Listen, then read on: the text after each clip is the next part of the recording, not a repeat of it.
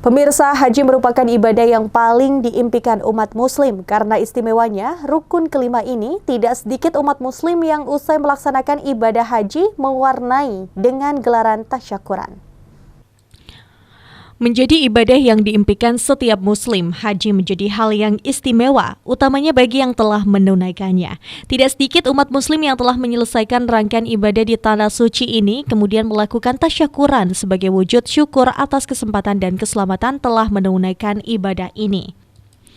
Salah satunya seperti tokoh advokat di Gumawang, Wiradesa Kabupaten Pekalongan, Bayu Agung Pribadi dan istrinya, menghadirkan Ketua Kloter Rombongan Haji setempat, Kiai Haji Sabilal Rosyad, serta pembimbing haji Kiai Haji Imronuddin dan berbagai tokoh agama lain. Tasyakuran dilakukan sebagai ungkapan syukur atas kelancaran dan keberkahan selama perjalanan spiritual mereka di Tanah Suci. Menurut Kiai Haji Sabilal Rosyad, Ketua Kloter 36, budaya tasyakuran usai haji ini memang termasuk dalam sunnah, yang mana dalam ilmu fikih ada 11 hal seseorang disunahkan membuat walimah, yakni mengumpulkan orang dan membagikan makanan dan sebagai rasa syukur, salah satunya ketika orang berpergian jauh dalam waktu lama, kemudian pulang dengan selamat seperti usai ibadah haji, maka digelar tasyakuran. Dalam fikih itu ada kurang lebih 11 hal seseorang disunahkan untuk membuat istilahnya walimah. Sehingga kata ulama, innal walaima asratun ma'wahidin man addahunna qad azza min akranihi. Ada kurang lebih sekitar 11 hal orang disunahkan membuat walimah. Misalkan ada orang punya anak, maka disunahkan walimah itu mengumpulkan orang, membagi-bagi makanan sebagai rasa syukur. Ada orang punya anak, maka membuat walimah, namanya walimah aqiqah. Ada orang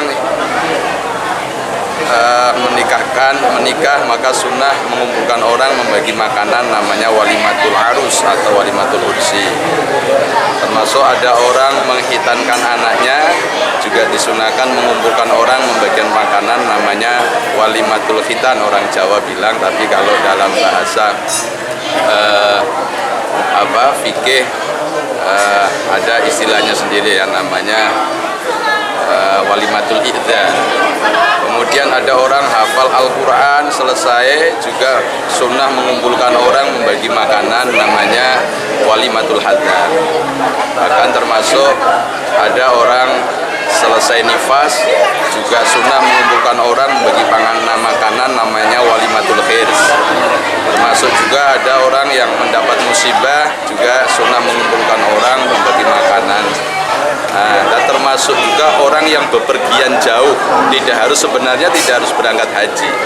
Jadi bepergian yang dianggap jauh, lama, kemudian pulang, maka disunahkan mengumpulkan orang, membagi makanan, namanya walimatul waqirah.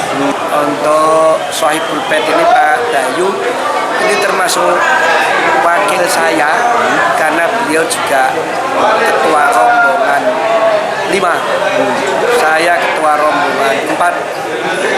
Beliau saya posisikan sebagai wakil saya untuk memberikan informasi kepada jamaah. Ada kendala nggak Pak selama pelaksanaan kegiatan haji sendiri? Ada, tetapi tidak begitu berarti lah. Artinya ketika Mas Bayu selaku Karom 5 itu saya berikan informasi ini begini, diberikan untuk pembagian kamar hotel, kamar maktab, kemudian berikan instruksi pada karu-karu. Alhamdulillah semua jalan. Selain doa bersama, dalam tasyakuran juga diisi Maido Hasanah oleh Kiai Haji Sabilal Rosyad dari Wonopringgo, pengurus Pondok Pesantren Al-Kutub. Maksud dan tujuan diadakan tasyakuran di sini, saya bersama istri pertama ucap syukur pada Allah Subhanahu wa taala karena alhamdulillah di usia yang masih muda ini dipanggil Allah Subhanahu wa taala untuk melakukan ibadah haji. Dan saat di sana pun kami berdua diberi kesehatan. Alhamdulillah kami sangat-sangat sehat di sana, dapat melakukan kesemua rukun wajib dan sunnah haji. Seperti itu. Robi Suharto, Batik TV melaporkan.